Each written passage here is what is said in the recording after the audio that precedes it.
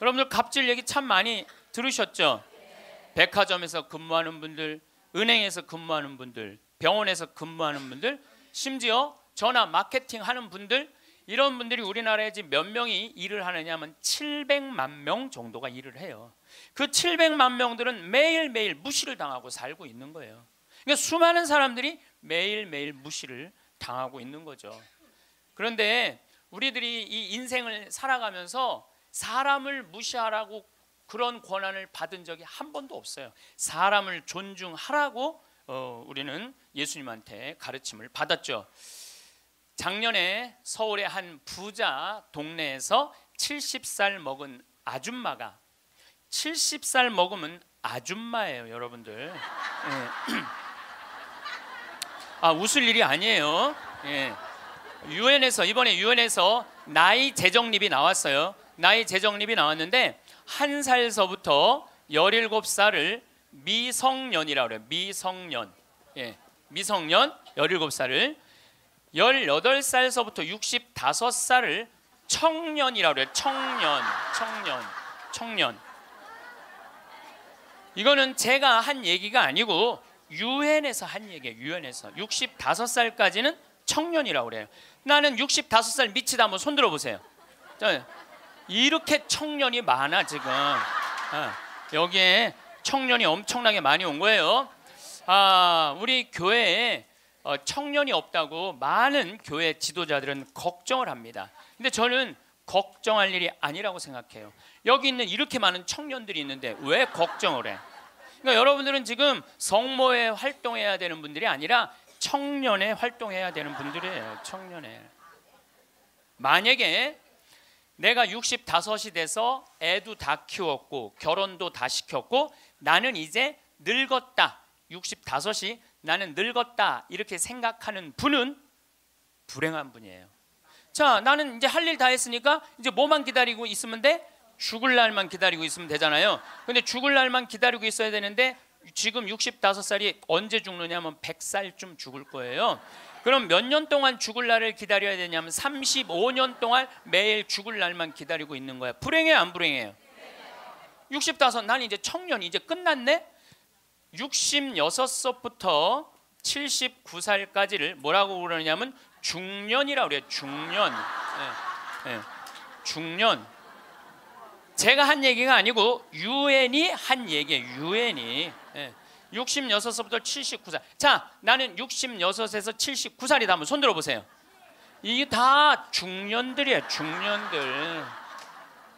아줌마들이 지금 79까지는, 그러니까 여기 지금 66살부터 79살까지 지금 노인대학 다니는 분들은 다 자퇴하세요. 다 자퇴하시고 어디에 다시 들어? 성모에 가입해야 돼. 성모에. 80살서부터 99살을 노년이라고 그래요. 노년. 그리고 100살서부터 노인이라고 그래요. 노인. 100살서부터 노인이라고 그래요. 그러니까 지금 오늘은 여기 노인이 하나도 있어요, 없어요? 한 명도 없어요. 여기 노인 한 명도 없어요. 이제 100살쯤 되면은 그때 이렇게 말해도 돼요. 아, 이제 나가 늙었으니까 이제 좀 집에서 쉬어야 되겠다, 이렇게 생각하시면 돼요. 어쨌든 70살 먹은 아줌마가, 부자 동네 아줌마가 1층에 있는 이 경비 아저씨를 베란다 창문을 열고 부른대요. 어이 경비. 그럼 경비가 와서 5층을 이렇게 올려다보면은 간식 먹으라고 떡을 던져준대. 5층에서 1층으로. 여러분들, 개한테도 5층에서 1층에 던져주면 안 돼요. 저는 제가 키우는 개가 있는데 간식을 줄 때 어떻게 하느냐면 손바닥에 올려놓고 드시라고 이렇게 제가 개한테도 드시라고 내가 이렇게 줘요. 하물며 사람한테 5층에서 1층으로. 제가 그 후기를 좀 읽어보니까 그 경비 아저씨하고 친했대요. 친해서 장난으로 그랬다는 거예요. 여러분들, 본인은 장난일 수 있지만 1층에서 받아먹는 사람은 장난이 아니에요.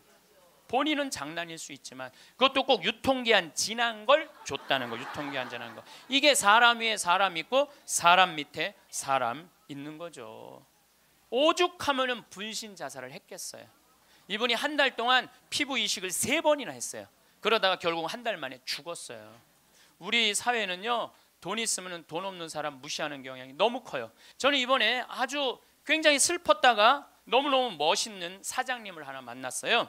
도시락 업체, 그것도 미국에서 와서 우리나라에서 사업을 하는 도시락 업체 사장님인데, 우리도 고객을 존중해야 되지만 고객도 우리를 존중해 주지 않으면 내쫓겠다 이거예요. 그 선언서를 제가 읽어드릴게요. 제목이 참 재미나요. 공정 서비스 권리 안내.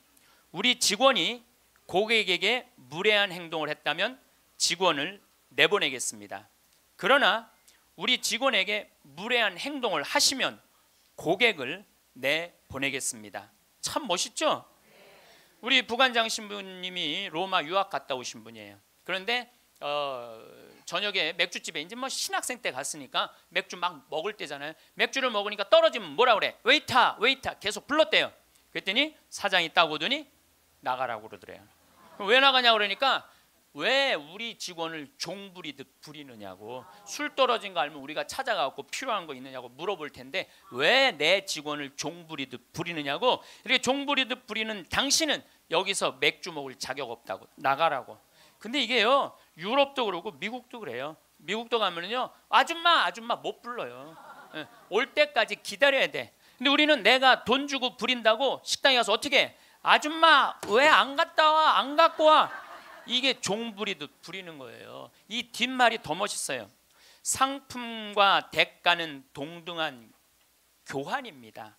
우리 직원들은 훌륭한 고객들에게 마음 깊이 감사를 담아 서비스를 제공하겠지만 무례한 고객에게까지 그렇게 응대하도록 교육하지는 않겠습니다. 그러니까 무례한 고객한테 죄송합니다, 죄송합니다 그렇게 안 가르치겠다는 거예요. 당신은 물건 살 자격 없으니까 나가라고 가르치겠다는 거예요.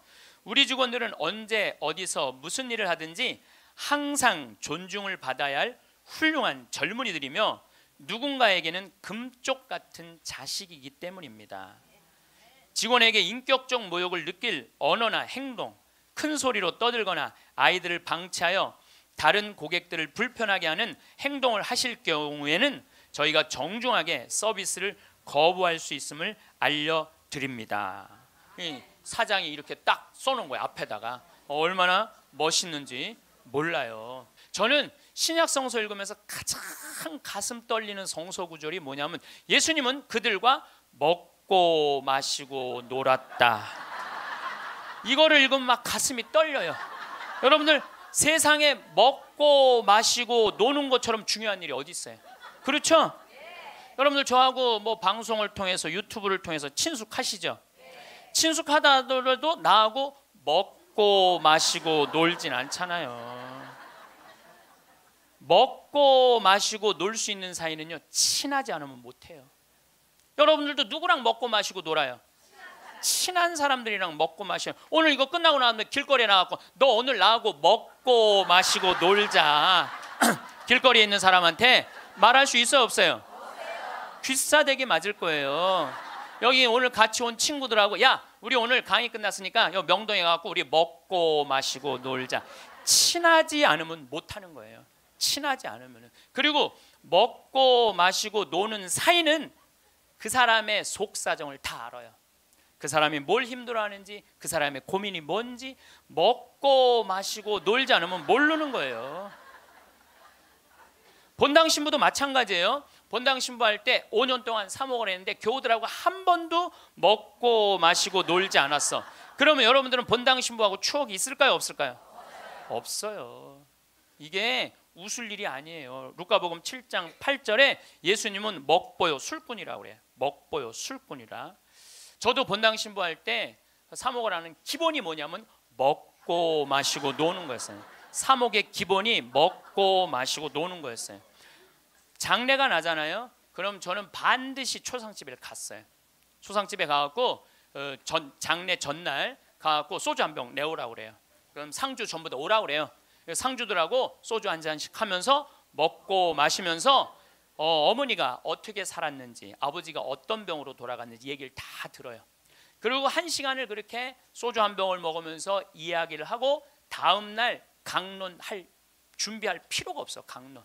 왜냐하면 강론 때 이 엄마가 어떻게 살았고 가족은 어떻게 하고 다 얘기할 수 있는 거예요. 먹고 마시고 놀고 왔기 때문에 공감이 되는 강론을 할 수 있는 거예요. 근데 만약에 초상이 났는데 내가 그 집에 한 번도 간 적이 없어. 그냥 장례만 딱 왔어. 그 강론은요, 그 고인들하고 남아있는 유족들하고 아무 공감대가 없는 강론을 할 수밖에 없어요. 예수님이 우리가 이 신약 성서를 읽을 때 너무너무 착착 쉽게 와닿죠. 왜 우리가 쉽게 알아들을 수 있는지 아세요? 예수님이 우리랑 먹고 마시고 놀았기 때문이에요. 이게 얼마나 가슴 설레는 성서구절인지 몰라요. 어떤 가르침보다 위대한 말이 뭐냐면 예수님은 그들과 먹고 마시고 놀았다예요. 저도 87년도에 시각장애자들하고 1년 동안 여기 상계동에서 먹고 마시고 놀아봐서 87년도에 내가 그분들하고 1년 동안 살면서 물어봤어요. 여러분들은 살면서 뭐가 가장 힘드냐고. 그랬더니 그분들이 하는 얘기가 가장 힘든 게 뭐냐면 내 몸으로 난 자식 얼굴을 모르는 거래요. 내 몸으로 난 자식 얼굴을 모르는 거예요. 여러분들은 애들 어때요? 애기 낳으면은 이뻐요, 안 이뻐요? 막 100일, 200일 된 애들 보면 손가락 보면 어때요? 기가 막히죠? 그러니까 엄마들, 애기 엄마들 보면 막 애 손도 막 먹고 발도 막 먹잖아요. 막 먹어 보니까 먹을 기세야. 먹을 수만 있으면은 너무너무 좋으니까. 그리고 눈에 티만 들어가도 막 뭐 이거 비벼내고 그러는데 나한테 한다는 애가 신부님 이만한 애를 눈에 넣어도 안 아프대. 눈에 넣어도 안 아파. 이걸 넣는데 어떻게 안 아파. 눈알이 터지든지 뭘 하든지 해야 될 거 아니야. 눈에 넣어도 안 아파. 그렇게 좋다는 거야. 그렇게 아기를 보는 기쁨은요, 그건 세상에 돈으로 살 수 없는 기쁨이에요. 우리 집에도 드디어 조카가 장가를 가서 딸을 낳았어요. 로사라는, 나는 이제 할아버지가 됐어요. 조카 손녀가 있어. 조카 손녀가. 근데 그 집에 가보면 참 볼만해요. 증조 할머니, 증조 할아버지, 할머니, 할아버지, 엄마, 아빠 여섯이서 둘러서 갖고 얘가 이제 막 돌 며칠 전에 지났거든요. 얘는 가만히 보니까 아무것도 안 해. 그런데도 여섯이서 둘러서 갖고 참 쳐다보고 있다가 눈만 뜨면 뭐라 그러냐면 눈 떴다. 눈 뜬 게 뭐 이렇게 대단한 일이라고. 6명이 둘러앉아 갖고 눈 떴다고 난리를 치고, 거기다가 얘가 빵긋 웃기만 하잖아요. 그러면 그때부터는 애가 재롱을 피는 게 아니에요. 증조 할머니, 증조 할아버지부터 재롱을 피기 시작해. 오르르 깍꿍. 이게 누가 재롱 피는 거야? 내가 보기엔 지들이 재롱 피면서 얘가 재롱 핀다는 거야. 시간 가는지 모른다는 거야. 내가 보기엔 자기네들이 재롱 피고 얘는 그냥 껌뻑껌뻑 쳐다만 보는데, 이 아기를, 그래서 애들은 1살 때 평생 할 효도를 다 한다는 거예요. 1살 때. 여러분들 그때 그 기쁨 평생 애들은 2살 때부터 효도 안 해요. 왜 효도 안 하는 줄 아세요? 1살 때 이미 다 했어. 근데 뭘 2살 때부터 해. 혹시 지금 30살 뭐 된 자식들이 효도 안 한다고 섭섭한 그분들은 욕심이 너무 많은 거예요. 이미 그 기쁨을 다 누린 거예요. 근데 그분들은 자기 애들을 어떻게 알아보느냐면 손으로 만져서 눈이 이렇게 생겼고 코가 이렇게 입이 이렇게, 그 상상할 수밖에 없어요. 네, 상상할 수밖에 없어요. 여러분들 뭐가 지지리 복도 없긴 뭐가 지지리 복도 없어. 이 눈으로 벌써 음식을 먹는데, 이거 눈알 하나 갈아 끼는데 1억이라는데 2개 갈아 끼면 2억인데 2억을 끼고 지지리 복도 없는 년은 무슨 지지리 복도 없는 년이. 또 87년도는 그 인천에서 수원에서 전철이 전부 다 의정부로 갔어요. 그때만 해도 우리 시각장애자들이 전철에서 바구니 들고 어두운 밤에 깜깜한 밤에 이러고 가면은 500원씩 1000원씩 줬어요. 기억나시죠? 네. 그렇게 하루 종일 전철을 오고 가면서 모으면은 그때 돈으로 꽤 컸대요. 15,000원, 20,000원 됐대요. 그때 돈으로. 그러면은 창동이나 도봉역에서 딱 내리면은 도둑놈들이 따라다니다가 역에서 나가면은 그걸 낚아채 가는 거예요. 그걸 낚아채 가는 거예요. 그럴 때 너무너무 속상하다는 거. 너무너무 화가 나. 하루 종일 고생한 건데. 그러니까 누굴 데리고 나가느냐면 5학년, 6학년, 중학교 1학년 된 자기 애들을 데리고 나가는 거예요. 자기 애들은 그거 일 나가는 게 죽기보다 싫은 거예요. 매일 그 우리 시설 마당에서 애들이 울어. 너 왜 울어? 그러면 자기 일 나가기 싫다는 거예요. 네가 무슨 일을 나가는데? 애들이 얘기해 주는 거예요. 낚아채 갖고 엄마 아빠가 나 데리고 나간다고. 그럼 엄마 아빠 손 잡고 지팡이 잡고 전철 안에 왔다 갔다 하는 거. 걔네들이 그러는 수원이나 인천은 아무 상관없대요. 창동이나 도봉역에 딱 그 전철을 지나갈 때 되면 누굴 만나냐면 반 친구들을 만나는 거야. 반 친구들이 그걸 보고 다음날 학교 가서 다 소문을 내는 거야. 제 엄마 손잡고 구걸하러 다닌다고. 얼마나 그 나이에 자존심이 상해요. 그러니까 내가 그들과 먹고 1년 동안 먹고 마시고 놀지 않았으면 그분들의 아픔을 몰랐을 거예요. 작년 4월 6일 날 윤승주 일병이 죽었어요. 군대 간 지 4개월 만에 4명의 선임이 괴롭혀갖고. 근데 어떻게 괴롭혔느냐면 치약 한 통을 다 짜서 강제로 먹였다는 거예요. 치약 한 통을 다 짜서. 그리고 가래침을 뱉고 그걸 핥아 먹으라고 그러고. 이게 사람이 할 짓이에요? 사람이 할 짓이 아니에요. 죽기 이틀 전에는 냉동 음식을 입에다가 집어넣고 얼굴을 때리고 밥알이 튀어나오면 다시 삼키라고 그러고 핥아서. 결국은 기도가 막혀서 죽었다고 발표가 나왔어요. 그런데 윤승주 일병 사돈 쪽에 정형외과 의사가 있어요. 젊은 애가 기도가 막혀 죽을 리가 없다. 한번 시신을 다시 보자. 시신을 꺼내봤더니 온몸에 피멍이 다 들은 거야.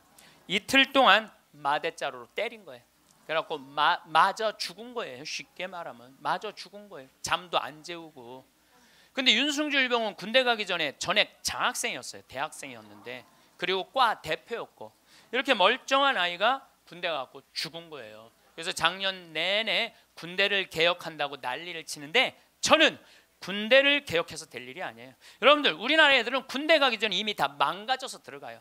우리나라 중고등학교 애들 여러분들 남자애들 보면 눈빛 보면 어때요? 살벌하지 않아요? 이렇게 눈빛 딱 마주치면은 어떤 놈이야 걸리듯이 내가 오늘 가만히 안 놔둬 이런 기세예요. 우리나라 지금 중고등학교 남자애들은 극도의 스트레스 속에서 자라는 거예요. 왜? 경쟁 속에서 경쟁만 가르치고 협력, 이해, 양보, 사랑 이런 게 안 배워요. 경쟁, 출세 1등만 배운 애들이야. 그러니까 눈에 도끼가 있는 거야 애들이. 그런 애들이 군대 가고 서로 괴롭히는 거예요. 이미 군대 가기 전에 망가진 거예요. 여러분들 이 텔레비전 보면 요즘 대한민국 뭔가 잘못 가고 있다는 생각 안 들어요? 뭔가 우리 지금 잘 가고 있어요? 잘 못 가고 있어요. 대한민국 건국이념은 뭐예요? 홍익인간 그건 4348년 전에 단군 할아버지가 한 얘기고 대한민국 건국이념은 뭐예요? 대한민국 건국이념은 뭐냐면 우리도 한번 잘 살아보세요. 돈이야 돈. 돈이라면요 무슨 짓이든 해요. 정말 지난 70년 동안 돈을 벌기 위해서 우리는 혈안이 돼 있었어요. 그리고 우리나라는 돈을 많이 벌었어요. 참 많이 벌은 나라예요. 전 세계 다녀보세요. 대한민국처럼 좋은 차 타고 여러분들처럼 이렇게 기가 막히게 멋있는 옷 입고 여러분들처럼 잘 먹는 나라 거의 없어요. 전 세계에서 10위 안에 들어요. 10위 안에 들어요. 참 잘 먹고 잘 살아요. 근데 무슨 영국의 옥스퍼드 대학 나오고 우리나라 기자가 이런 말을 했어요. 기적을 이룬 나라, 기쁨을 잃은 나라. 기적은 이루었는데 너무너무 잘 살긴 하는데 기쁨이 없는 나라야. 전부 다 여기다 헬 조선이야. 지옥 조선이 지옥 조선. 우리나라를 지금 그렇게 표현하거든요. 그리고 애들이 흙수저 물고 태어났다고. 누구는 금수저 물고 태어났는데 누구는 흙수저 물고 태어났다고. 내가 보기엔 너무 잘 사는데 이런 표현들이 있는 거예요. 이거는요 돈보다 더 높은 가치가 있거든요. 이제 대한민국이 추구해야 되는 건 뭐냐면 돈보다 더 높은 가치를 추구해야 될 때예요. 이제는. 근데 아직도 돈이야. 아직도 돈. 아직도 경제 그래요. 정의, 인권, 자유, 생태계, 자연 이 높은 가치들이 있는데 우리는 아직도 경제예요. 작년 4월 16일 날 세월호가 왜 침몰했어요? 돈 때문에 침몰한 거예요. 6,000톤급 큰 배들은요 배 밑에 평형수를 심어야죠. 근데 우리는 4분의 1밖에 평형수를 안 담고 4분의 3은 뭐 실은 거야? 돈 실은 거예요. 돈. 그러니까 304명이나 죽었죠. 단원고등학교 아이들 249명. 피어보지도 못한 그 꽃들이 249명이 죽었어요. 이게 대한민국 모두의 책임이에요. 세월호의 책임만이 아니라는 거예요. 어른 55명이 죽은 거예요. 돈 때문에. 신약 성서의 예수님은요 서로 사랑하라는 말보다는 남을 무시하지 말라는 말을 훨씬 많이 하셨어요. 남을 무시하지 말라는 말을. 이 사람을 무시하지 말고 어린아이를 무시하지 말고 가난한 사람을 무시하지 말고 이 이야기를 훨씬 많이 하셨어요. 그러니까 사람을 귀하게 여기라는 얘기예요. 우리말에 이런 말이 있습니다. 사람 위에 사람 없고 사람 밑에 사람 없다. 언제 우리가 이런 말 쓰죠? 내가 사람 취급 못 받을 때. 근데 대한민국에 보면은 돈 있고 권력 있는 사람들이 돈 없고 권력 없는 사람들을 무시하는 경향이 너무나 커요. 이번에 미국의 프란치스코 교황님께서 방문을 하셨어요. 교황님은 항상 전용기가 없으시기 때문에 그 나라 비행기를 타고 가세요. 우리나라는 대한항공을 타고 오셨죠. 이번에 미국에 갈 때는 아메리칸 에어라인을 타고 가셨어요.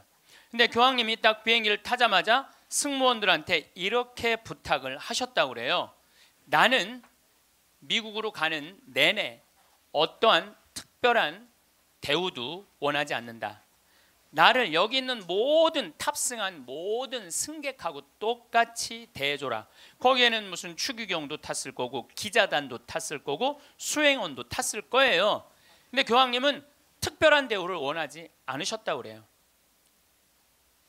그리고 교황님은 내릴 때 정말로 여러분들한테 감사하다고 승무원들한테 감사의 인사도 잊지 않으셨다고 그래요.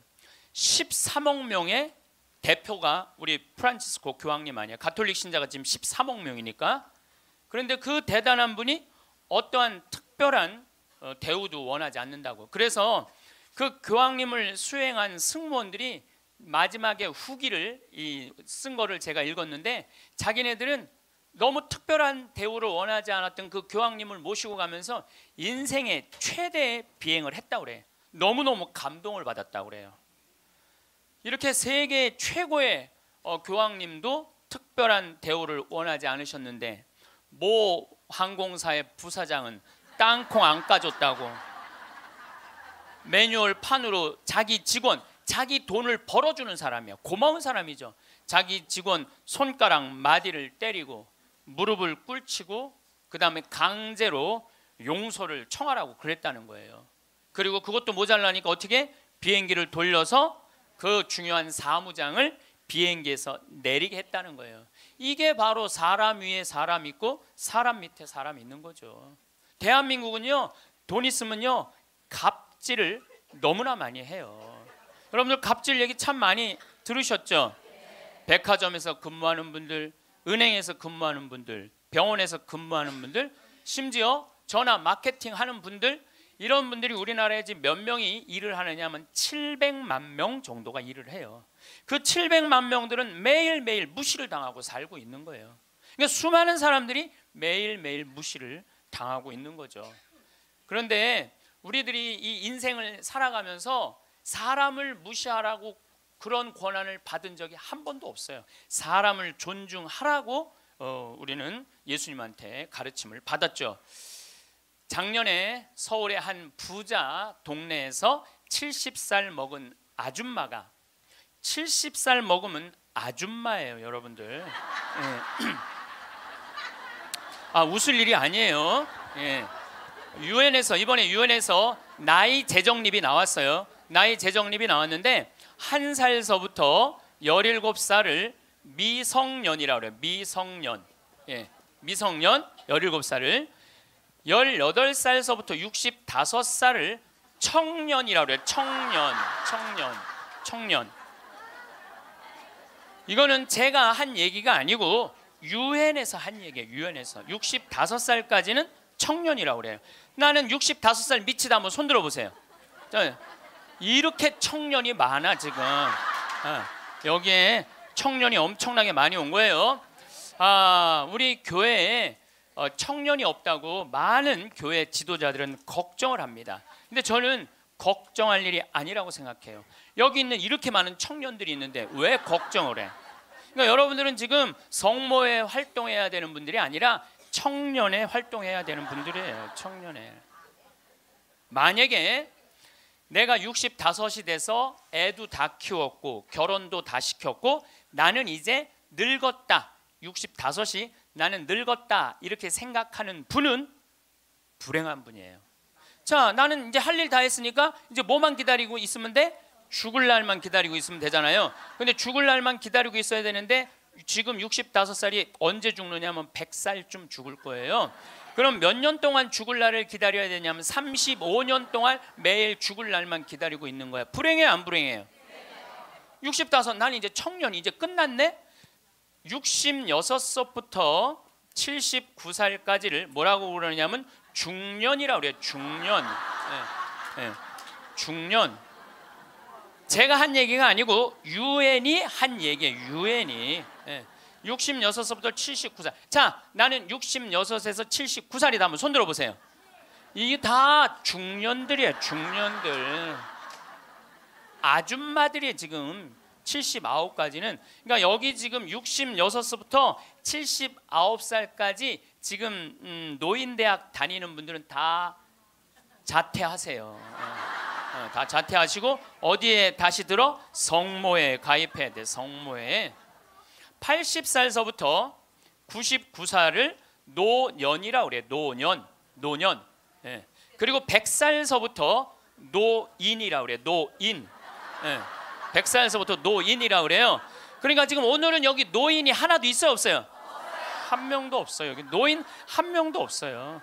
이제 100살쯤 되면은 그때 이렇게 말해도 돼요. 아, 이제 나가 늙었으니까 이제 좀 집에서 쉬어야 되겠다. 이렇게 생각하시면 돼요. 어쨌든 70살 먹은 아줌마가, 부자 동네 아줌마가 1층에 있는 이 경비 아저씨를 베란다 창문을 열고 부른대요. 어이 경비. 그럼 경비가 와서 5층을 이렇게 올려다보면은 간식 먹으라고 떡을 던져준대. 5층에서 1층으로. 여러분들, 개한테도 5층에서 1층에 던져주면 안 돼요. 저는 제가 키우는 개가 있는데 간식을 줄 때 어떻게 하느냐면 손바닥에 올려놓고 드시라고 이렇게 제가 개한테도 드시라고 내가 이렇게 줘요. 하물며 사람한테 5층에서 1층으로. 제가 그 후기를 좀 읽어보니까 그 경비 아저씨하고 친했대요. 친해서 장난으로 그랬다는 거예요. 여러분들, 본인은 장난일 수 있지만 1층에서 받아먹는 사람은 장난이 아니에요.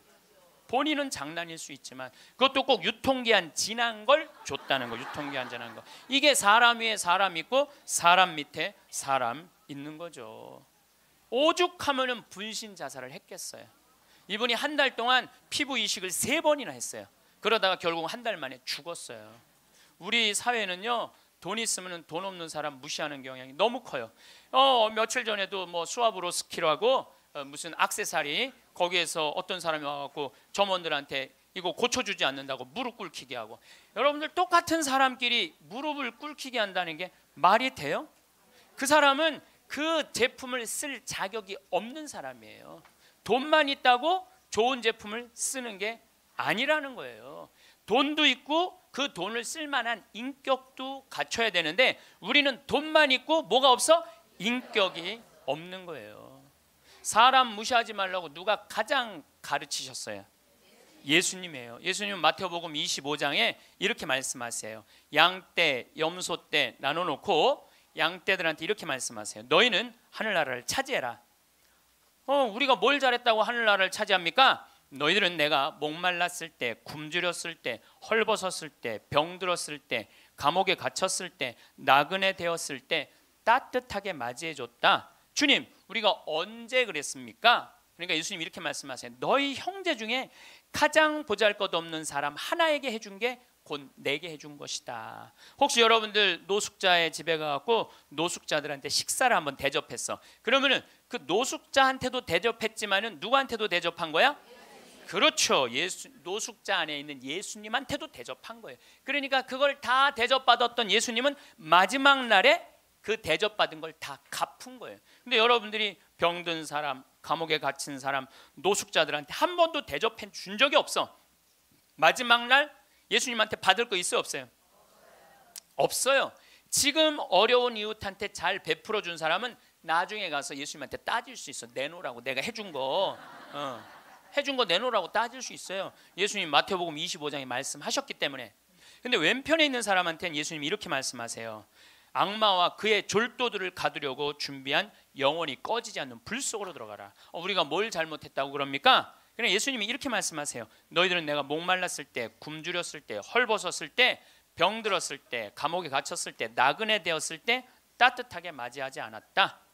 주님, 우리가 언제 그랬습니까? 그러니까 예수님이 이렇게 말씀하세요. 너희 중에 가장 보잘것없는 사람 하나에게 해주지 않은 것이 곧 내게 해주지 않은 것이다. 자, 여기 계신 여러분 모두 안에 지금 예수님 계세요, 안 계세요?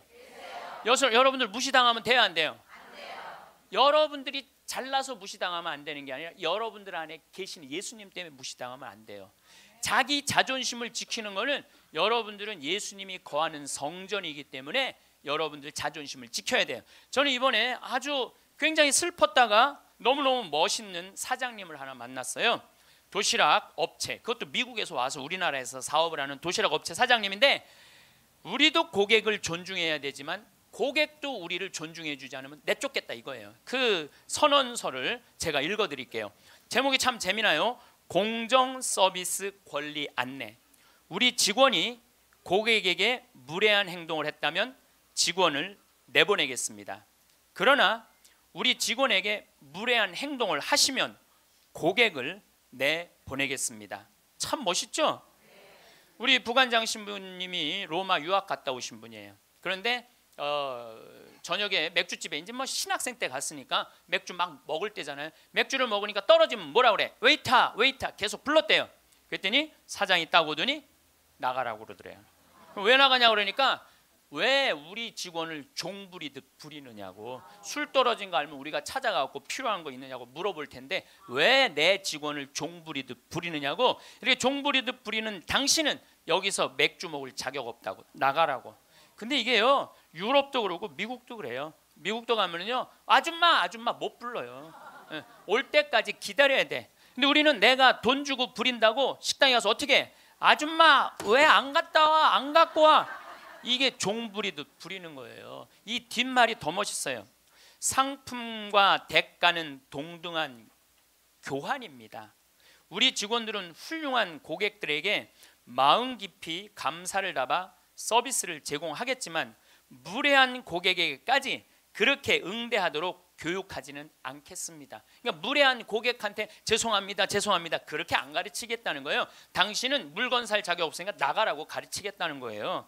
우리 직원들은 언제 어디서 무슨 일을 하든지 항상 존중을 받아야 할 훌륭한 젊은이들이며 누군가에게는 금쪽 같은 자식이기 때문입니다. 직원에게 인격적 모욕을 느낄 언어나 행동, 큰 소리로 떠들거나 아이들을 방치하여 다른 고객들을 불편하게 하는 행동을 하실 경우에는 저희가 정중하게 서비스를 거부할 수 있음을 알려드립니다. 사장이 이렇게 딱 써놓은 거예요. 앞에다가. 얼마나 멋있는지 몰라요. 그러니까 예수님도 어느 누구도 함부로 대하지 말라는 거. 어느 누구도. 또 마태복음 18장 10절에 이런 말씀을 하세요. 너희 중에 가장 작은이라도 업신 여기지 말아라. 왜냐하면 그의 수호천사가 하늘에서 매일 아버지의 얼굴을 뵙고 있다 그래요. 수호천사가. 여기 계신 분들 이렇게 말씀하시는 분들 계세요. 나는 지질이 복도 없는 년이라고. 나는 남편 복도 없고 자식 복도 없는 지질이 복도 없는 년이라고. 그 지질이 복도 없는 년도 수호천사가 한 분씩 다 있다는 얘기예요. 수호천사가 한 분씩 다 있는 거예요. 그러니까 여기 계신 여러분들 전부 지금 수호천사 있어요, 없어요? 있어요. 여러분들 언제 수호천사가 여러분들 가장 곁에 있느냐면 여러분들이 성체 영화로 나올 때 수호천사가 항상 여러분들을 수호하고 나온다는 거예요. 여러분들 대단한 분들이에요. 수호천사 한 분씩 다 거느리고 있으니까. 그러니까 무시당하면 돼요, 안 돼요? 무시당하면 안 돼요. 예수님은 이 세상에 오셨을 때도 가진 자 편에 서지 않고 가지지 못한 자 편에 서세요. 부처님 아버지는 직업이 뭐죠? 부처님 아버지는 왕이었어요. 공자님 아버지는 관리였어요. 마호메트 아버지는 큰 부자 상인이었어요. 물론 마호메트 엄마가 뱃속에 있을 때 돈 벌러 나갔다 죽어요. 그래갖고 마호메트는 유복자. 예수님 아버지는 직업이 뭐예요? 목수. 그 내가 신학교 다닐 때 신론 배울 때 예수님 아버지는 성부라고, 예수님 아버지 직업은 하느님이었어요. 하느님. 예수님 양아버지 직업은 뭐예요? 목수예요. 2000년 전에 목수는 하루에 2끼 정도 먹었다고 그래요. 그러니까 가난한 집에 태어나신 거예요. 예수님은 굳이 당신이 선택해서 올 수 있었는데 굳이 가난한 집에 택해서 오신 이유는 뭐냐면 가난한 이들과 함께 하겠다는 거예요. 그리고 당신 태어날 때 천사들이 누구를 초대하느냐면 목동들을 초대해요. 야, 삼왕은 자기네들이 찾아온 거고 예수님이 초대한 건 누구냐면은 목동들이에요. 저기 대단한 분 태어났으니까 가봐라. 그래갖고 예수님한테 처음으로 인사를 한 사람들은 목동들이야.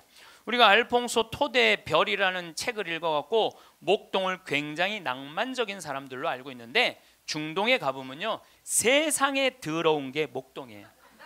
그래서 목동하고 상대하지 말라 그래. 도둑놈들이라고 상대하지 말라 그래. 왜냐하면 한번 풀 뜯으러 양 뭐 염소 풀 뜯으러 나가면은 한 달을 돌아다녀야 되거든요.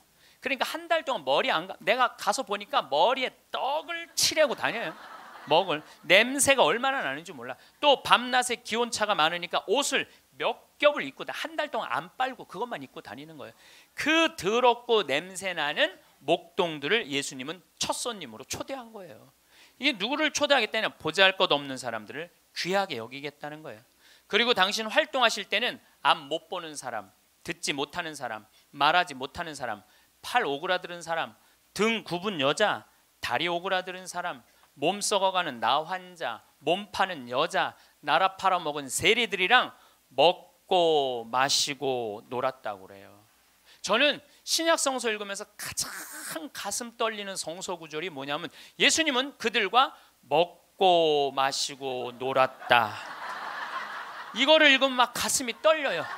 여러분들 세상에 먹고 마시고 노는 것처럼 중요한 일이 어디 있어요? 그렇죠? 여러분들 저하고 뭐 방송을 통해서 유튜브를 통해서 친숙하시죠? 친숙하다 하더라도 나하고 먹고 마시고 놀진 않잖아요. 먹고 마시고 놀 수 있는 사이는요 친하지 않으면 못해요. 여러분들도 누구랑 먹고 마시고 놀아요? 친한 사람들이랑 먹고 마셔요. 오늘 이거 끝나고 나면 길거리에 나가고 너 오늘 나하고 먹고 마시고 놀자. 길거리에 있는 사람한테 말할 수 있어요 없어요? 귀싸대기 맞을 거예요. 여기 오늘 같이 온 친구들하고 야 우리 오늘 강의 끝났으니까 여기 명동에 가서 우리 먹고 마시고 놀자. 친하지 않으면 못하는 거예요. 친하지 않으면. 그리고 먹고 마시고 노는 사이는 그 사람의 속사정을 다 알아요.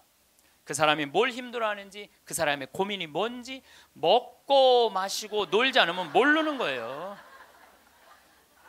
본당 신부도 마찬가지예요. 본당 신부할 때 5년 동안 사목을 했는데 교우들하고 한 번도 먹고 마시고 놀지 않았어. 그러면 여러분들은 본당 신부하고 추억이 있을까요 없을까요? 없어요.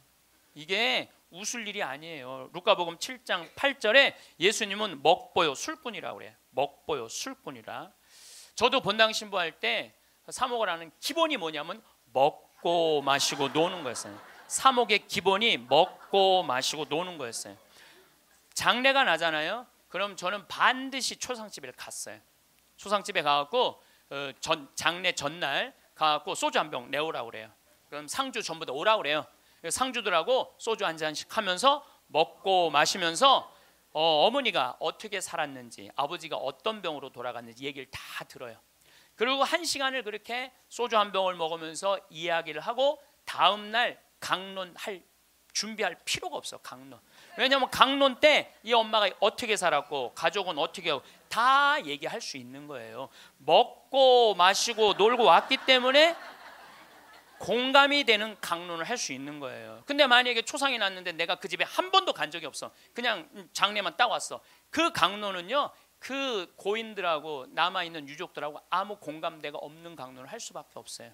예수님이 우리가 신약 성서를 읽을 때 너무너무 착착 쉽게 와닿죠. 왜 우리가 쉽게 알아들을 수 있는지 아세요? 예수님이 우리랑 먹고 마시고 놀았기 때문이에요. 이게 얼마나 가슴 설레는 성서구절인지 몰라요.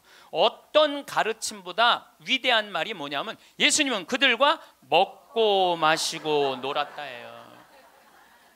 저도 87년도에 시각장애자들하고 1년 동안 여기 상계동에서 먹고 마시고 놀아봐서 87년도에 내가 그분들하고 1년 동안 살면서 물어봤어요.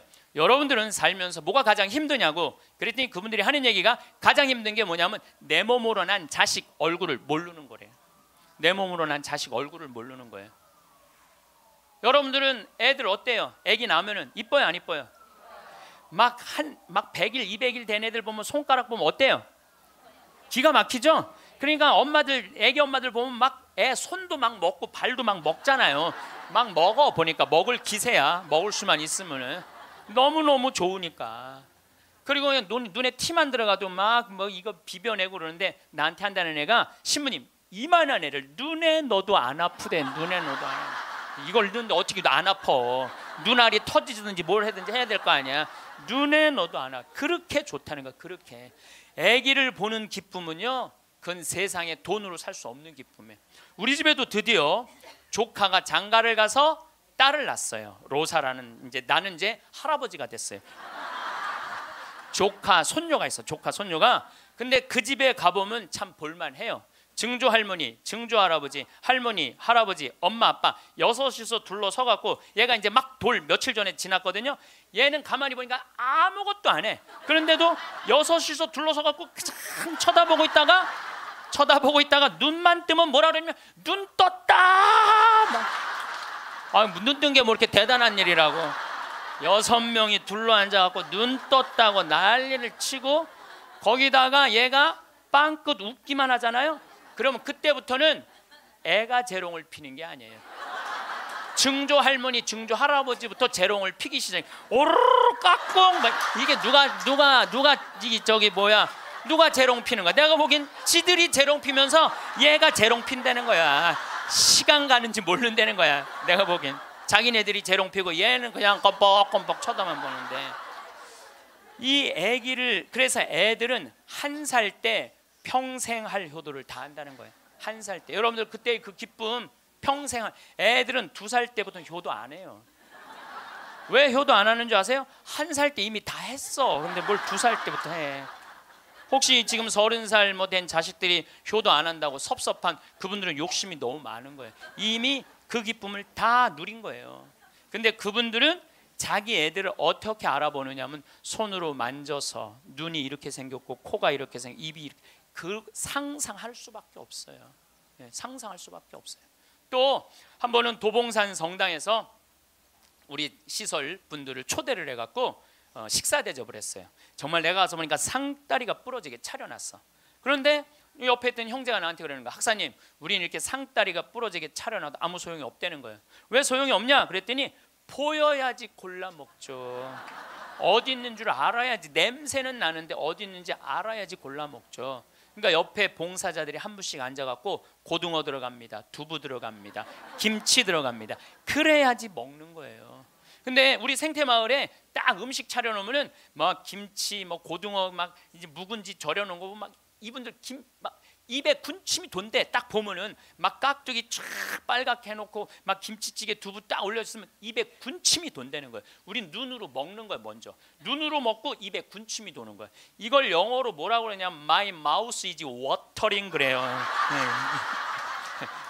군침 돈다. My mouth is watering. 군침이 도네. 근데 그분들은 눈으로 먹는 기쁨이 없는 거예요. 여러분들 뭐가 지지리 복도 없긴 뭐가 지지리 복도 없어. 이 눈으로 벌써 음식을 먹는데 이거 눈알 하나 갈아 끼는데 1억이라는데 2개 갈아 끼면 2억인데 2억을 끼고 지지리 복도 없는 년. 무슨 지지리 복도 없는 년이에요. 또 87년도는 그 인천에서 수원에서 전철이 전부 다 의정부로 갔어요. 그때만 해도 우리 시각장애자들이 전철에서 바구니 들고 어두운 밤에 깜깜한 밤에 이러고 가면은 500원씩 1000원씩 줬어요. 기억나시죠? 네. 그렇게 하루 종일 전철을 오고 가면서 모으면은 그때 돈으로 꽤 컸대요. 15,000원, 20,000원 됐대요. 그때 돈으로. 그러면은 창동이나 도봉역에서 딱 내리면은 도둑놈들이 따라다니다가 역에서 나가면은 그걸 낚아채 가는 거예요. 그걸 낚아채 가는 거예요. 그럴 때 너무너무 속상하다는 거. 너무너무 화가 나. 하루 종일 고생한 건데. 그러니까 누굴 데리고 나가느냐면 5학년, 6학년, 중학교 1학년 된 자기 애들을 데리고 나가는 거예요. 자기 애들은 그거 일 나가는 게 죽기보다 싫은 거예요. 매일 그 우리 시설 마당에서 애들이 울어. 너 왜 울어? 그러면 자기 일 나가기 싫다는 거예요. 네가 무슨 일을 나가는데 애들이 얘기해 주는 거예요. 낚아채 갖고 엄마 아빠가 나 데리고 나간다고. 그럼 엄마 아빠 손 잡고 지팡이 잡고 전철 안에 왔다 갔다 하는 거 걔네들이. 그러는 수원이나 인천은 아무 상관없대요.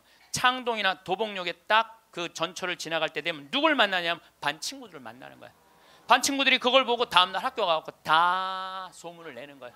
제 엄마 손잡고 국어라로 다닌다고. 얼마나 그 나이에 자존심이 상해요.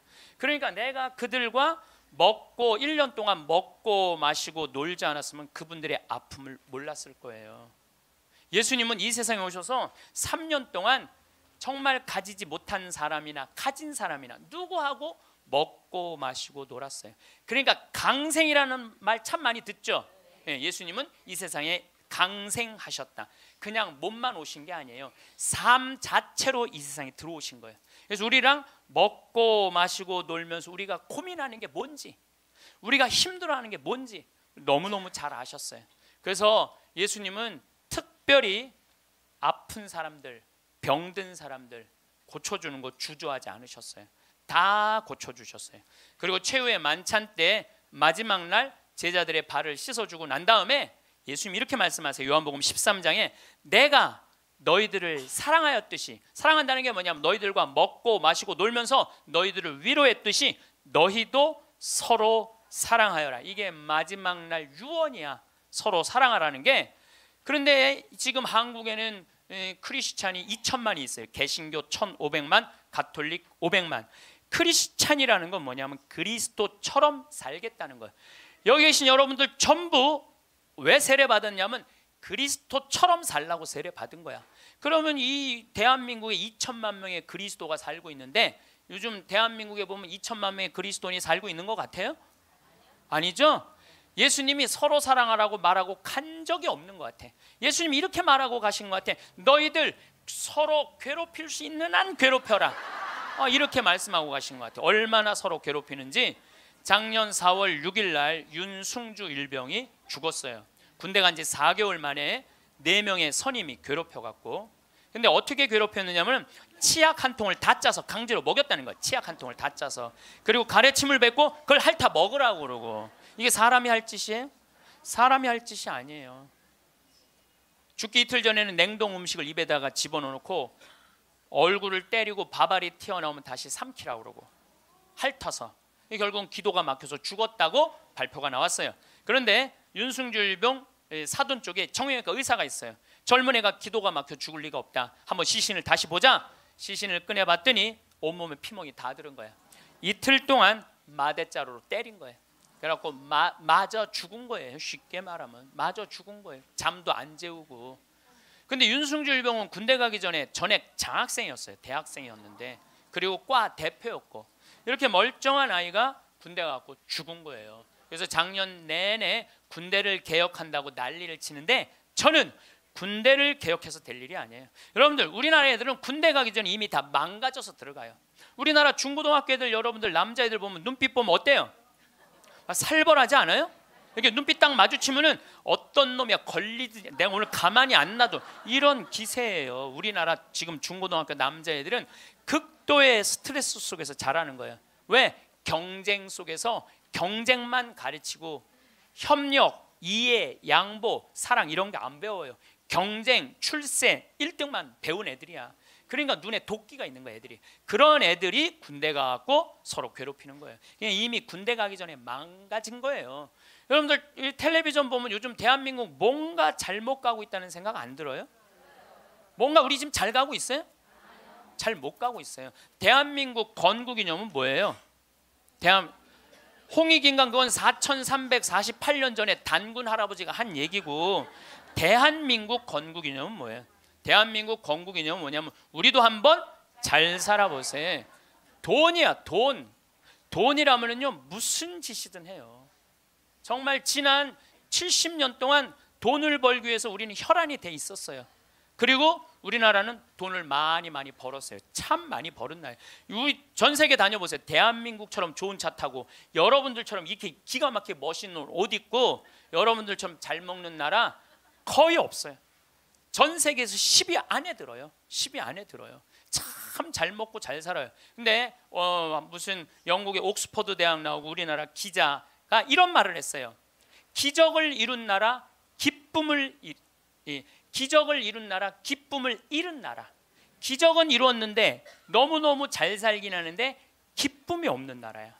전부 다 여기다 헬 조선이야. 지옥 조선이 지옥 조선. 우리나라를 지금 그렇게 표현하거든요. 그리고 애들이 흙수저 물고 태어났다고. 누구는 금수저 물고 태어났는데 누구는 흙수저 물고 태어났다고. 내가 보기엔 너무 잘 사는데 이런 표현들이 있는 거예요. 이거는요 돈보다 더 높은 가치가 있거든요. 이제 대한민국이 추구해야 되는 건 뭐냐면 돈보다 더 높은 가치를 추구해야 될 때예요. 이제는. 근데 아직도 돈이야. 아직도 돈. 아직도 경제 그래요. 정의, 인권, 자유, 생태계, 자연 이 높은 가치들이 있는데 우리는 아직도 경제예요. 작년 4월 16일 날 세월호가 왜 침몰했어요? 돈 때문에 침몰한 거예요.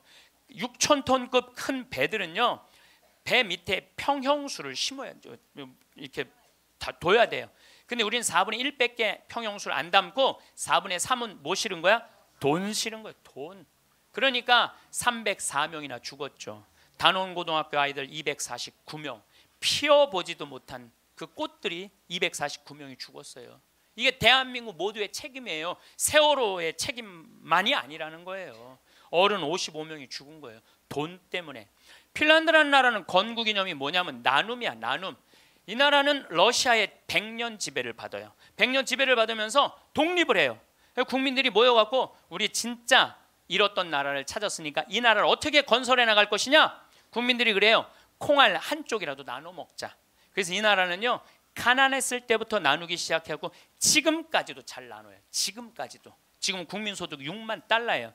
이 나라는 초등학교, 중고등학교 전액 무상교육이에요. 근데 더 놀라운 건 대학생들도 전부 공짜로 대학 다 다녀요. 그리고 기숙사도 다 공짜야. 시골에서 헬싱키로 공부하러 올라왔어. 그러면은 기숙사비 다 국가에서 다 대줘요. 근데 더 놀라운 건 대학생들이 돈이 없어갖고 아르바이트 할까봐, 책 사볼 돈이 없어서 아르바이트 할까봐 아르바이트 하지 마라, 공부해. 그러면서 책값 하라고 모든 대학생들한테 한 달에 43만 원씩 용돈을 줘요. 모든 학비도 안 되는데 용돈도 줘. 이 나라는 석박사까지 공짜예요. 프로그램 참여하면 석박사까지 다 공짜야.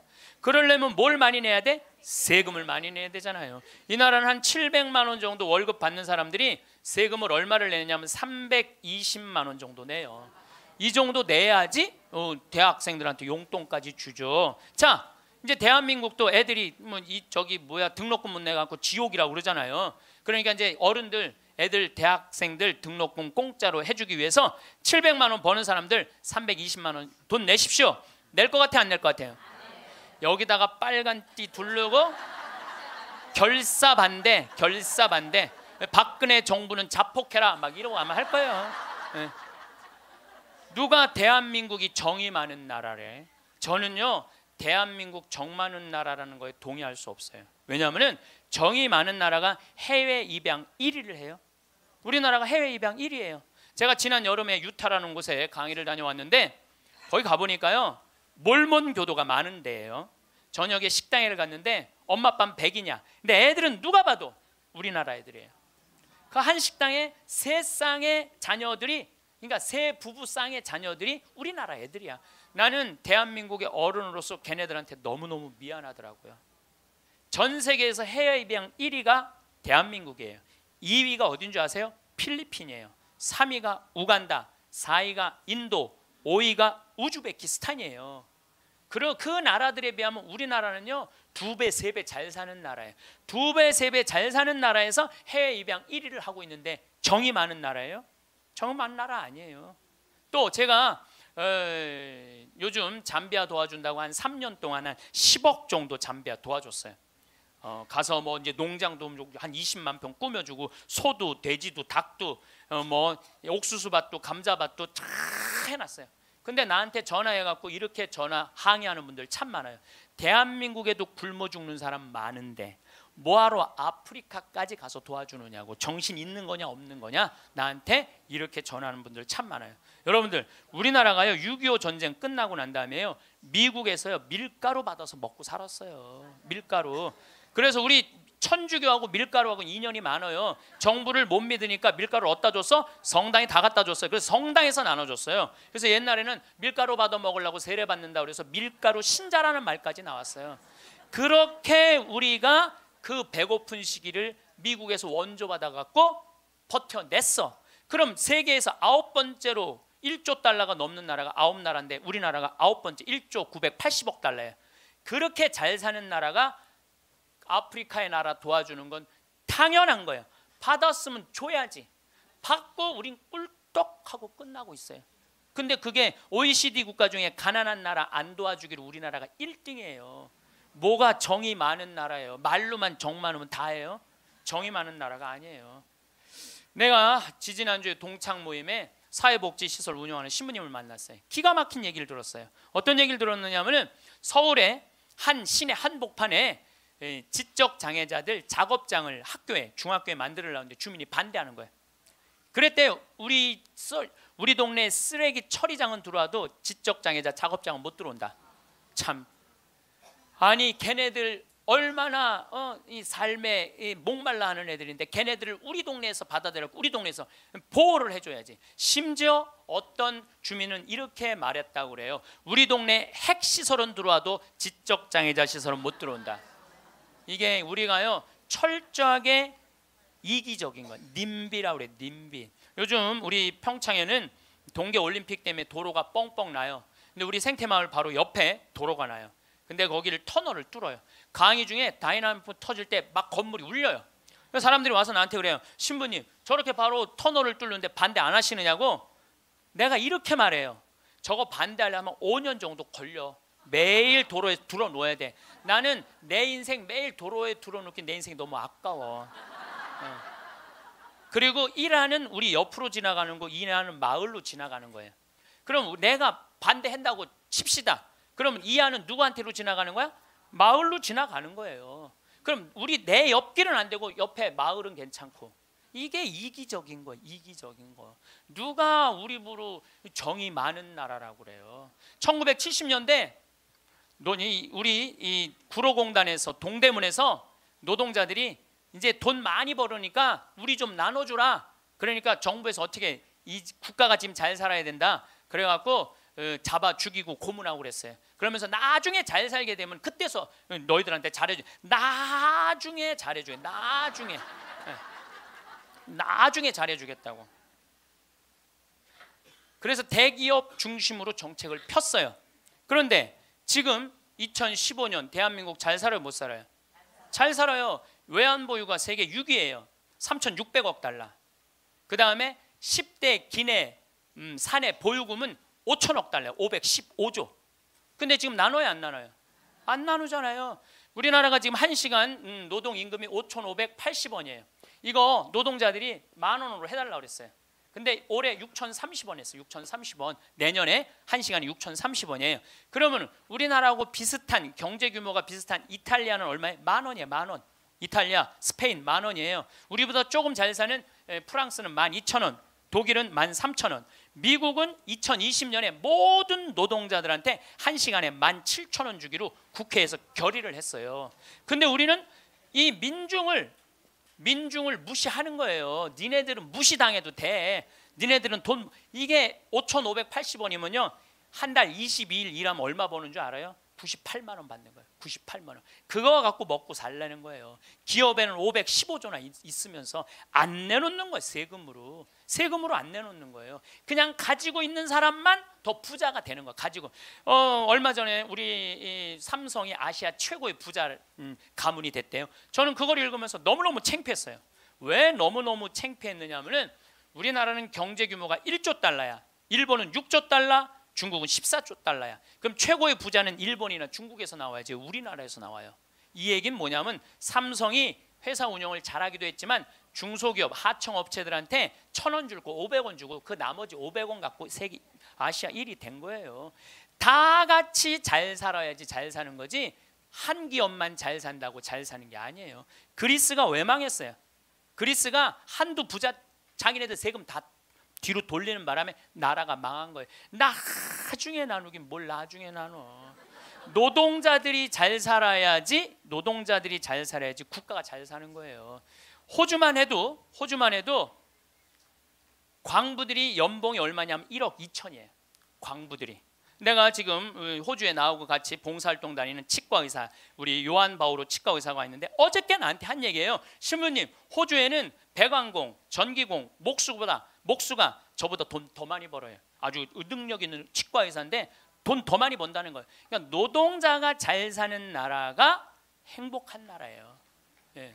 나중에 나눠주긴 언제 나눠줘. 나중에는 다 굶어 죽고 난 다음에 나눠줘요. 나누려면 언제 나눠야 돼? 지금 나눠야 돼. 지금. 내가 성당 질 때도 부자들한테 신축 헌금 좀 하시죠. 그럼 신부님 나중에 땅 팔리면 할게요. 나중에 땅 팔리면 할게요. 이런 분들은요 절대 안 해요. 착한 일도 많은 사람들 신부님 내가 나중에 돈 벌면 할게요. 이런 사람들은 착한 일 안 하겠다는 사람들이에요. 지금 하지 않으면 나중에는 못 하는 거예요. 나중에는 지금 해야 돼. 하려면 지금 해야 돼요. 마침 기도 벌써 시간이 45분이나 됐어요.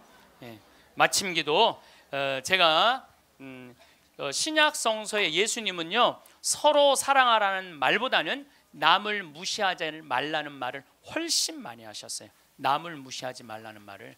이 사람을 무시하지 말고 어린아이를 무시하지 말고 가난한 사람을 무시하지 말고 이 이야기를 훨씬 많이 하셨어요. 그러니까 사람을 귀하게 여기라는 얘기예요. 지금 여러분의 옷장에는 어떤 옷들로 가득 채워져 있나요?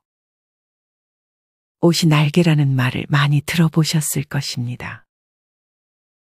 몸에 걸치는 옷이 곧 그 사람이라는 말도 있듯 비슷한 외모를 한 사람이라도 옷을 어떻게 입느냐에 따라 누군가는 사람들이 알아서 다가오는 반면 누군가는 사람들이 일부러 피하기도 합니다.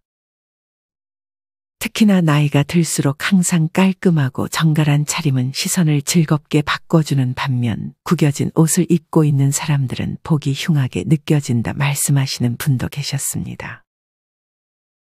나이가 들수록 살이 찌고 젊을 때와 달리 체형에 변화가 생기는 경우가 많습니다. 이로 인해 젊을 때는 유행이나 메이커에 엄청 신경 썼지만 나이 드니 그냥 후줄근하게 입고 다니는 분들도 많습니다.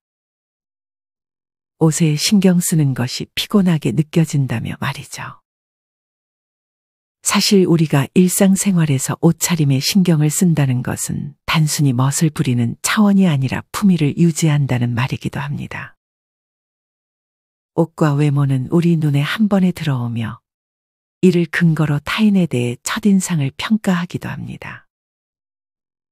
더 나아가 옷차림과 외모가 주는 정보의 근거에 그 사람의 내면적인 성격과 태도, 가치관 등을 판단하기도 합니다. 옷은 남을 위한 예의이고 음식은 나를 위해 먹는다는 말이 있습니다. 물론 남의 시선을 너무 의식할 필요는 없지만 우리는 시간과 장소 그리고 상황에 맞는 옷차림을 통해 상대에게 예의를 표할 수 있습니다. 오늘은 이와 관련하여 나이가 들수록 옷차림에 신경 써야 하는 이유 3가지에 대해 알려드리겠습니다. 오늘 영상을 계기로 내 옷차림에 대해 한번 돌아보는 시간을 가져보셨으면 좋겠습니다. 나이가 들수록 옷차림에 신경 써야 하는 이유 첫 번째는 앞서도 말씀드렸듯 옷차림은 곧 첫인상과 직결되기 때문입니다. 미국의 심리학과 교수인 엘버트 메리비안이 1971년 발표했던 메리비안 법칙에 따르면 상대를 판단하는 데 시각적인 요소가 차지하는 비율이 55%나 된다고 합니다.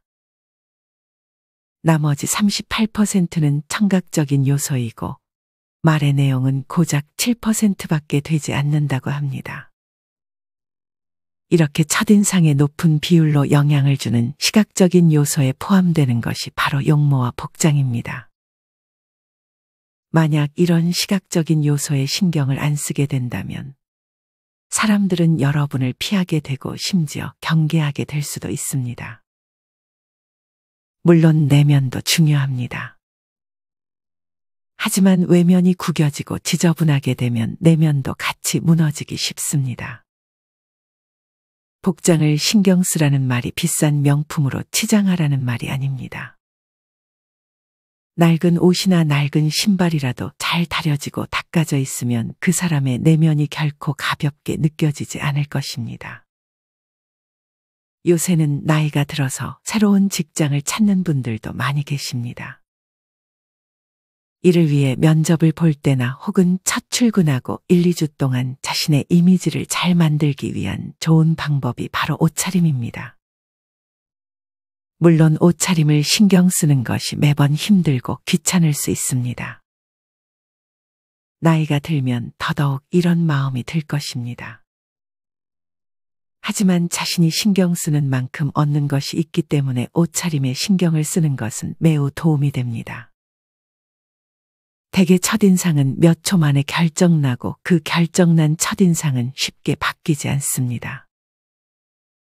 이런 이유로 옷차림은 직장에서도 새로운 인간관계에서도 매우 중요하게 작용합니다. 복장에 관한 재밌는 실험이 하나 있습니다. 어느 회사의 사무실에서 비서 100여 명을 두 그룹으로 나눈 후 동일한 남자 배우에게 복장을 다르게 하여 비서들에게 줄을 바르게 서라는 명령을 내리라고 했습니다. 첫 번째 복장은 배우에게 굽이 없는 검은색 구두에 버클이 달린 녹색 양복과 비뚤어진 넥타이를 착용하는 것이었습니다. 이 상태로 줄을 세웠더니 명령에 따라 줄을 선 사람은 50명 중 20명에 불과했다고 합니다. 두 번째 사례는 동일한 배우가 감청색 계열의 양복에 흰색 와이셔츠를 입고 은빛의 넥타이에 굽이 있는 가죽 구두를 신고 단정하게 헤어 스타일링까지 마치고 줄을 서도록 지시했습니다. 그러자 이때 비서 50명 중 42명이 명령에 따라 줄을 섰습니다. 이 실험은 복장과 외모가 주는 정보가 그 사람의 직위와 능력까지 판단하는 근거가 되는 사례를 단적으로 보여줍니다. 물론 이를 악용하는 사기꾼들도 있습니다. 사기꾼들은 이 점을 이용해서 사람들에게 믿음을 삽니다. 그렇게 무리해서라도 외모와 복장에 투자를 하고 추종자들을 만듭니다. 이 경우는 반드시 주의하고 돈을 요구하는 경우에는 반드시 거리를 두어야 합니다. 위의 사례에서 말씀드리려는 요점이 명품으로 자신을 휘감으라는 말이 아닙니다. 사실 대부분의 사람들은 그게 명품인지 아닌지 잘 모르고 크게 관심을 갖지도 않습니다. 싼 옷이라도 잘 입고 오래된 옷이라도 너무 목이 늘어지거나 색이 바랜 옷이 아니라면 잘 다려 입으면 되는 것입니다. 구두도 마찬가지로 자주 닦아주고 관리를 해준다면 오래 신을 수 있고 사람들이 보기에 오래된 구두를 신는다는 느낌을 주지도 않을 것입니다. 옷에 너무 많은 돈을 투자하는 것은 좋지 않습니다. 그저 내가 가지고 있는 옷들 중 깔끔하고 단정해 보이는 옷들, 혹은 나에게 잘 어울리는 옷들을 추려내는 것이 좋습니다. 그런 옷들을 입고 새로운 사람들을 만난다면 첫인상에서 좋은 점수를 받을 것입니다. 명지대 김경호 교수님은 첫인상에 대해 다음과 같이 말했습니다. 대인관계에서 호감도와 비호감도는 대개 2, 3분 이내에 결정된다. 첫인상이 좋았다면 중요한 만남에서 절반의 고지를 획득한 것이나 다름없다. 첫인상이 중요한 이유는 자칫 한번 잘못 비춰지면 상대방의 기억 속에 오랫동안 각인되기가 쉽고 회복하기가 어렵다는 데 있다. 또한 인간의 심리가 그 사람에 대한 긍정적인 부분보다는 부정적인 부분에 더 집착하는 경향이 있다. 이러한 심리적 현상을 부정성의 효과라고 하는데 이 말은 한번 구겨진 인상은 다시 회복하기가 힘들다는 말과 통한다. 따라서 잘못 전달된 첫인상을 바꾸려면 충격적인 반전이 필요하게 된다. 이것은 여러분의 경험을 떠올리시면 더욱 공감이 될 것입니다. 첫인상이 쉽게 바뀌던가요? 대개 정말 어떤 큰 계기가 있지 않은 이상 첫인상은 결코 쉽게 바뀌지 않습니다. 이렇기 때문에 첫인상이 중요한 것입니다. 그래서 더더욱 나이가 들수록 깔끔한 옷차림으로 좋은 첫인상을 주는 것이 우리에게 긍정적인 효과로 작용할 것입니다. 물론 이런 것들을 피곤하게 느끼시는 분들도 계실 것입니다. 다른 사람에게 잘 보여서 뭐하냐며 말이죠. 하지만 사람은 누구나 인정의 욕구라는 것이 있습니다. 남들에게 추하게 보이고 싶지 않은 마음을 무의식적으로 다 가지고 있을 것입니다. 그러니 옷에 많은 신경을 쓰지 않더라도 최소한 깔끔해 보이는 단정한 옷차림을 하는 것이 도움이 될 수 있습니다. 정리하면 옷차림을 신경 쓰는 것이 좋은 첫인상을 줄 수 있습니다. 하지만 이것이 너무 과하거나 명품을 지나치게 많이 두르면 오히려 마이너스가 될 수 있으니 이보다는 단정하고 깔끔한 옷차림을 하는 것이 나이가 들어서는 더 좋게 보일 수 있습니다. 나이가 들수록 옷차림에 신경 써야 하는 이유 두 번째는 옷을 어떻게 입는지에 따라 삶의 질이 달라질 수 있기 때문입니다. 미국의 패션 전문 기자 토비 피셔 미르키는 자신의 저서 패션 속으로에서 다음과 같이 말했습니다. 패션은 강력한 힘을 가지고 있다. 자신에게 잘 어울리는 옷차림을 이해하면 삶의 질을 높일 수 있다. 옷은 그 사람의 진지함과 유머 감각, 창의성과 성적 본능을 모두 보여준다. 여기서 자신에게 잘 어울리는 옷차림이 중요한 포인트라 생각합니다. 젊을 때는 내가 입는 옷에 크게 눈치를 보지 않는 경우가 많습니다. 하지만 한 해 한 해 나이를 먹다 보면 나이에 맞는 옷차림이 중요하다는 사실을 알게 됩니다. 간혹 나이와 관계없이 젊게 옷을 입는 분들이 있습니다. 이런 분들에게는 두 가지의 시선이 존재합니다. 하나는 얼굴에 맞지 않게 너무 어리게 옷을 입었다며 그 모습이 멋있지 않고 취해 보인다고 말하는 경우이고, 다른 하나는 나이에 비해 도전하는 모습, 남의 눈치를 보지 않는 모습이 멋져 보인다고 말하는 경우입니다. 사실 저는 여기서 중요한 점은 어려 보이게 입는지, 화려하게 입는지의 여부와 상관없이 자신에게 맞는 옷을 입는지의 여부인 것 같습니다. 성격이나 외모적으로 단정한 옷차림이 잘 어울리는 사람이 있을 것입니다. 이런 분들은 사실 너무 화려하게 입는 것보다 깔끔하게만 입어도 아주 멋있게 느껴집니다. 반대로 나이가 있더라도 외모나 스타일 혹은 성격이 화려한 옷과 잘 어울리는 분들도 계십니다. 이렇듯 자기한테 잘 어울리는 옷차림을 한다면 어려 보이게 입거나 화려한 옷을 입는 것도 괜찮다고 생각합니다. 여기서 주의해야 할 점이 하나 있습니다. 그것은 바로 TPO를 파악하는 것입니다. TPO란 타임, 플레이스, 오케이션의 약자로 시간, 장소 그리고 상황에 맞는 옷차림을 뜻하는 패션 용어입니다. 예전부터 때와 장소를 가려서 행동해라라는 말이 있듯이 그 행동에는 복장도 포함이 되는 것입니다. 복장은 자유지만 때와 장소, 상황에 맞지 않는 옷차림은 주변 사람들에게 불쾌감을 주고 분위기를 냉랭하게 만드는 주범이 되기도 합니다. 예를 들어 결혼식에 참여하는데 신부보다 더 튀는 옷을 입고 간다든지, 장례식장에 가는데 밝은 옷을 입고 간다든지 하는 것은 예의에 어긋나는 행동이 될 수 있습니다. 우리가 옷을 입는 것에 남의 시선을 너무 의식할 필요는 없지만 기본적인 예를 갖추는 태도는 필요한 것입니다. 이런 경우가 아니라면 뭘 어찌 입든 남한테 피해 안 주면 자기가 기분 좋은 옷 입는 게 제일 좋다고 생각하는 분들도 있습니다. 남의 눈 의식하는 것은 나이가 들수록 삶에서 일찌감치 없애야 하고 극복해야 할 장애물이라고 말하며 자기가 입고 싶은 옷 마음껏 입는 것도 괜찮다 생각하는 분들도 많습니다. 사실 마음껏 입어봐야 자신에게 어울리는 옷차림을 찾을 수 있는 것도 사실입니다. 또한 사람의 시선은 주관적이기 때문에 옷차림에 정답이 있는 것도 아닙니다.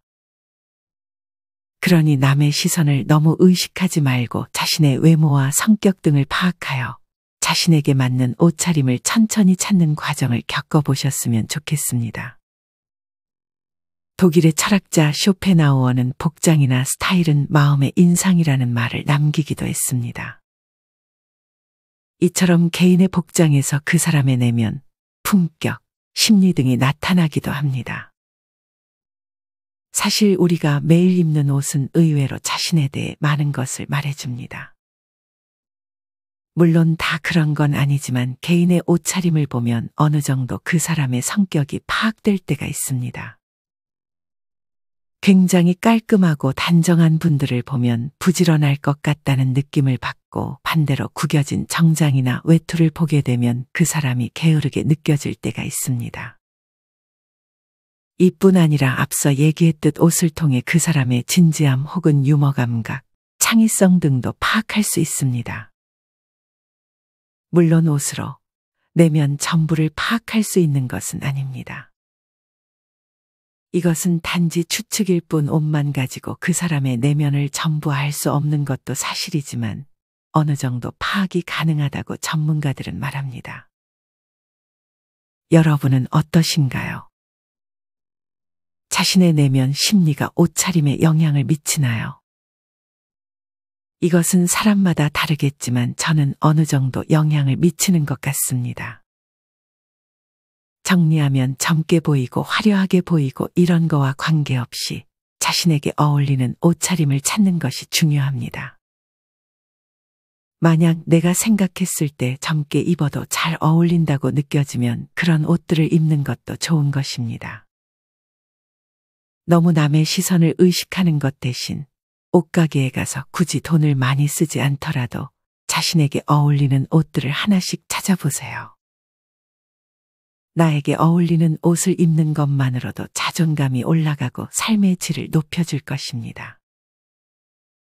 나이가 들수록 옷차림에 신경 써야 하는 이유 세 번째는 옷을 잘 입는 것만으로 나의 마음가짐이 달라질 수 있기 때문입니다.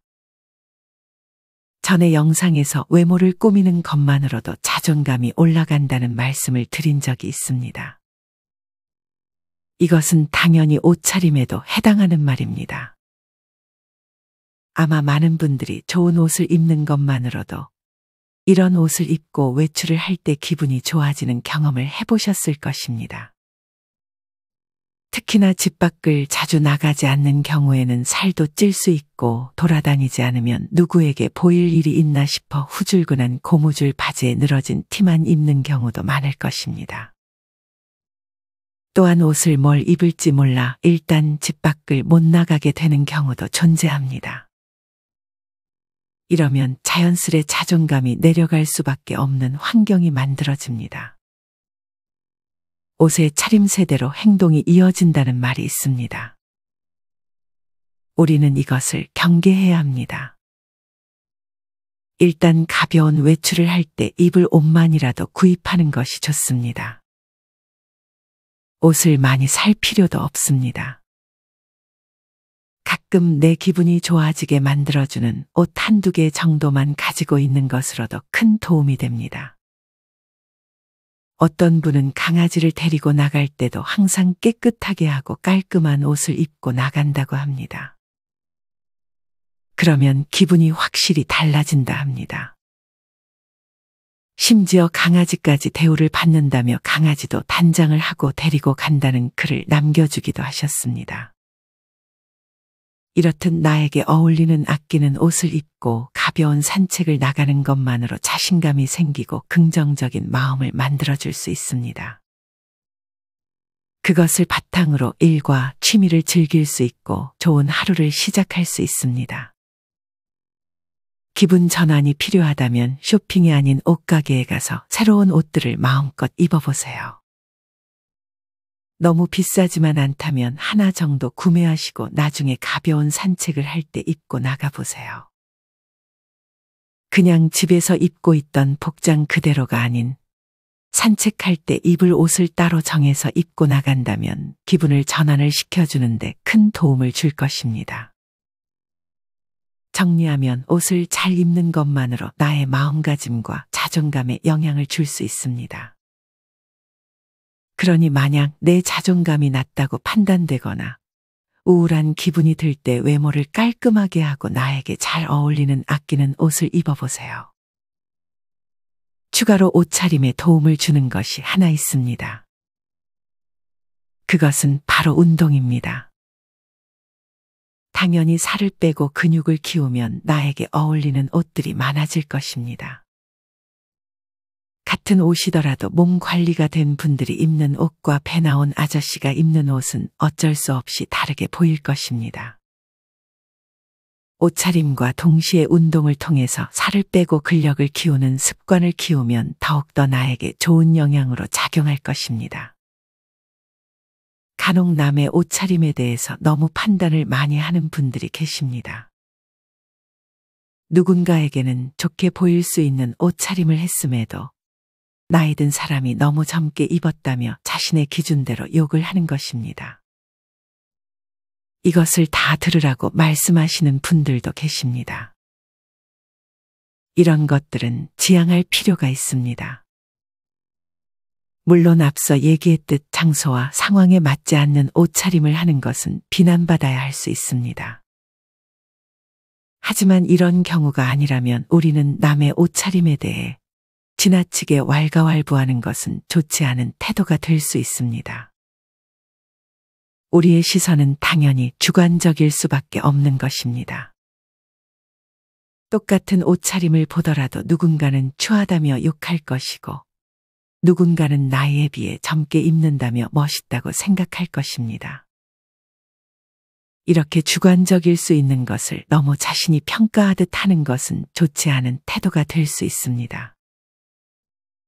남에게 피해를 주는 상황이 아닌 이상 그 사람의 개성을 존중해주는 태도가 좋은 것 같습니다. 어떤 분은 60 넘어 보이는 할머니가 머리는 아이돌색 노란 머리에 옷은 힙한 옷을 입었는데 전혀 멋지지 않다고 느꼈지만 어떤 분들은 그 모습에 자극을 받고 도전하는 모습에 박수를 보냅니다. 어떤 식으로든 개성 있게 멋내고 다니시는 어르신들을 보면 좋아 보인다며 말이죠. 각자 취향이 있는 것입니다.